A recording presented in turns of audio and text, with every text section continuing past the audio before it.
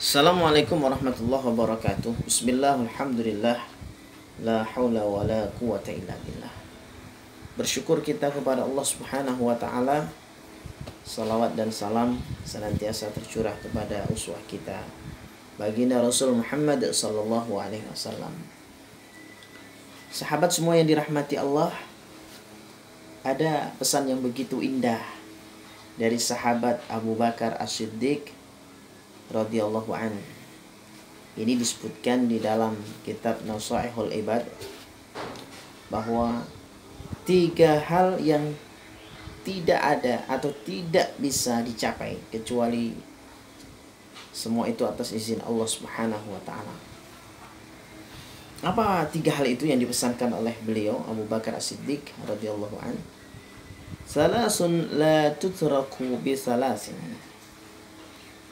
Jadi ada 3 hal yang tidak bisa dicapai ya dengan 3 lainnya, 3 hal lainnya semata-mata melainkan atas izin Allah Subhanahu wa taala, atas kemudahan dan kemurahan Allah Subhanahu wa taala. Ya, apa yang pertama? Al-ghina bil muna wasyababu bil khidabi, yang kedua. Yang ketiga wasihhatu bil adwiyah. Yang pertama, al-ghina bil huna. Kekayaan tidak bisa dicapai jika hanya dengan cita-cita saja.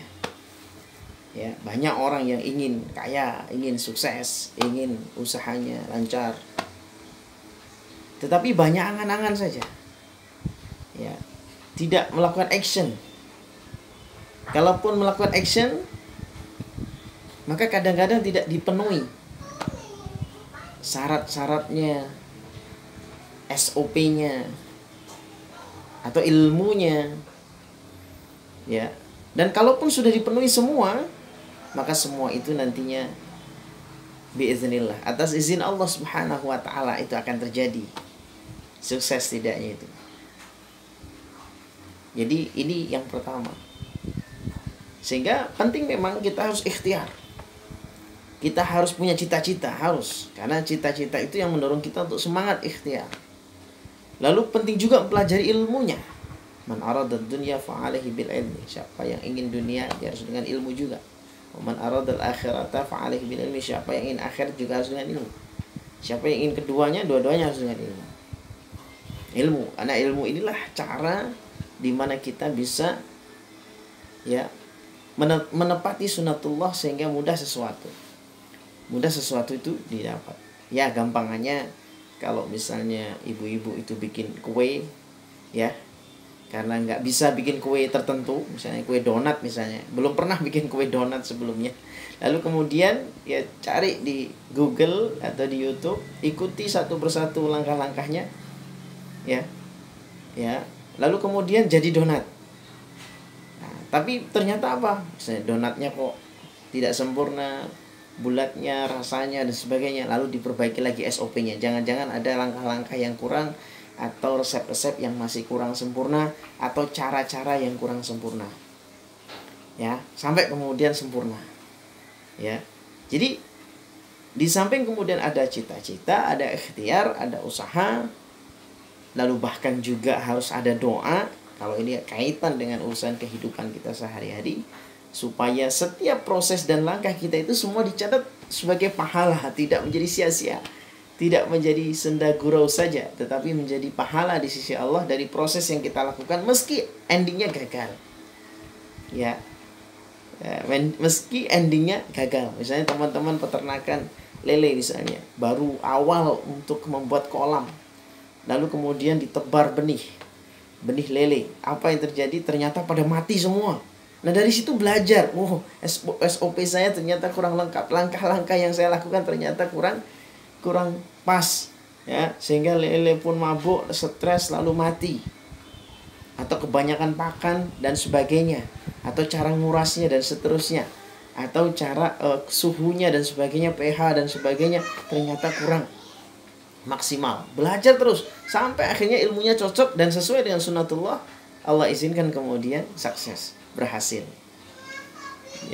Jadi di samping memang kita harus ikhtiar dan kita harus punya cita-cita, doa dikuatkan lagi supaya bisa menjadi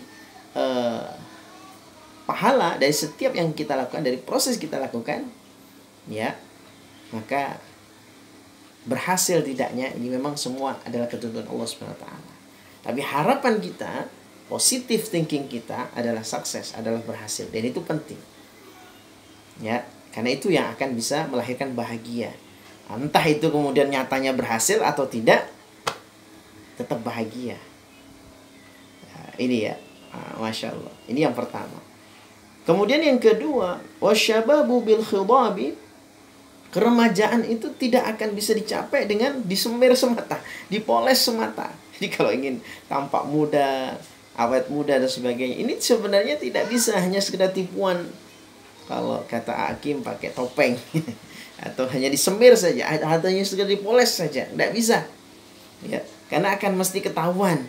Ya, kerut-kerut wajah kan ketahuan. Oh, ini ngakunya umur 40, ternyata kerut wajahnya menunjukkan ke umur 60 tadi. Sekalipun bedaknya tebal 1 cm sekalipun ya. Atau misalkan rambutnya ya diklimis dan sebagainya. Lalu kemudian dipotong rambut-rambutnya sehingga tampak muda. Ya, ternyata ada giginya yang kemudian menunjukkan bahwa usia dia sesungguhnya. Jadi kata Abu Bakar As-Siddiq radhiyallahu an bahwa keremajaan muda itu tidak bisa hanya dicapai dengan disemir saja. Artinya apa? Bahwa kita ingin muda ya, dalam arti ingin tampil muda, ingin tampak segar. Ya, oleh karenanya ya tentu ya jangan hanya disemir saja, dipoles saja, tapi harus dibahagiakan di hatinya. Ala bidzikrillah tatmainul qulub. Ketenangan itulah yang membuat kita jadi awet muda. Ya.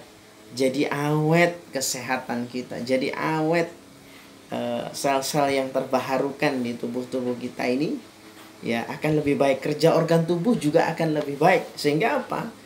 Ya, orang yang kemudian bahagia hatinya, ala bidzikrillah tatmainul qulub, tenang hatinya, maka dia akan awet muda. Awet remaja, awet muda. Ya, begitu. Masya Allah. Ini yang kedua. Adapun yang ketiga, wasihatu bil adwiyah. Kesehatan tidak bisa dicapai dengan obat-obatan semata. Karena obat-obatan itu hanya ikhtiar ya, sahabat semua. Obat-obatan ikhtiar. Minum jamu ikhtiar, minum madu ikhtiar. Semua adalah ikhtiar. Ya, karena kesehatan ini juga dipengaruhi oleh pikiran. Ya, suasana, emosi, pikiran, mental. Ya, ini sangat dipengaruhi. Ya, termasuk juga gaya hidup. Ya, ini sangat mempengaruhi. Ada orang yang secara fisik dites semua sehat, tapi karena pikirannya itu merasa sakit, badannya pun jadi ikut loyo, jadi ikut lemes, bawaannya pengen pingsan, pengen ambruk, dan lemas, tidak bergairah, tidak bersemangat kerja, tidak bersemangat untuk bercengkrama dengan keluarganya dan seterusnya, merasa sakit. Padahal dicek tidak ada masalah ini organ tubuhnya ini, sehat semuanya. Tapi ya tentu lama-lama kalau dibiarkan seperti itu akan rontok juga organnya, akan sakit beneran itu secara medis. Karena apa? Karena pola pikirnya sudah menggiring dia sakit, sehingga semuanya akan terjadi pelemahan, ya, pelemahan. Masya Allah. Jadi kesehatan itu tidak bisa dicapai dengan obat-obatan semata. Ya, makanya dokter selalu memberikan sugesti, arahan, hiburan kepada orang yang sakit parah sekalipun, bahwa ini masih ada harapan, bahwa ini pasti ada kesembuhan. Ini semangat. Sehingga kita pun disunahkan menjenguk orang yang sakit. Itu tujuannya adalah memberikan semangat, motivasi, doa. Dan yang sakit juga harus sabar. Sabar di sini tidak ngersul, tidak kemudian merasa putus asa, tidak kemudian merasa bahwa saya ini gak akan sembuh. Enggak, jangan. Sekalipun itu parah. Ya, sekalipun sudah berwasiat kepada keluarganya, ya, merasa bahwa akan mati dan sebagainya, jangan. Tetapi apa? Harus semangat, optimis. Insya Allah akan disembuhkan oleh Allah Subhanahu wa taala, sehingga masih ada kesempatan untuk memperbanyak ibadah. masih ada kesempatan untuk berzikir, membaca Al-Quran, beramal soleh, dan sebagainya. Ini. Jadi seorang muslim itu tidak ada kata pesimis, tidak ada kata putus asa, patah hati, dan sebagainya. Sehingga optimis, sekalipun diuji sakit, tetap optimis. Nah, sehingga obat-obatan itu hanya ikhtiar. Berobat ikhtiar. Nah, kesembuhan itu terletak pada diri kita dan keridhaan Allah Subhanahu wa taala, izin Allah Subhanahu wa taala. Sehingga ya, kita juga bersungguh-sungguh, pikiran juga harus bahagia, pikiran juga harus tenang. Berkali-kali atau sering kami sampaikan bahwa 85% kesehatan pikiran ini juga akan menentukan kesehatan fisik kita. Sehingga kenapa kita harus ya selalu mensehatkan pikiran terlebih dahulu. Karena sehatnya pikiran yang disebut dengan istilah afiah ini akan menjadikan kita sehat secara jasadiah, secara fisik ini.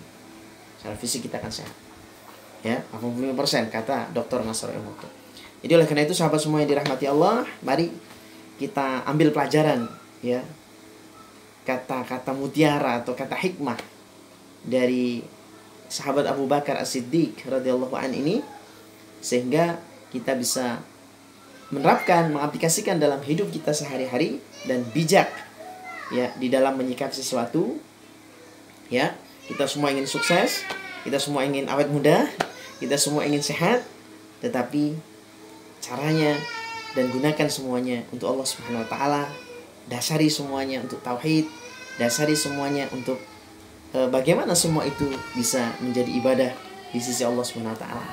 Mudah-mudahan kita semua dalam lindungan Allah, keluarga juga demikian, semua sehat walafiat dan dimudahkan setiap urusan-urusan kita, rezeki kita dilancarkan oleh Allah Subhanahu wa taala dan hidup kita diberkahi dan kelak kita dikumpulkan di surga Allah Subhanahu wa taala insyaallah.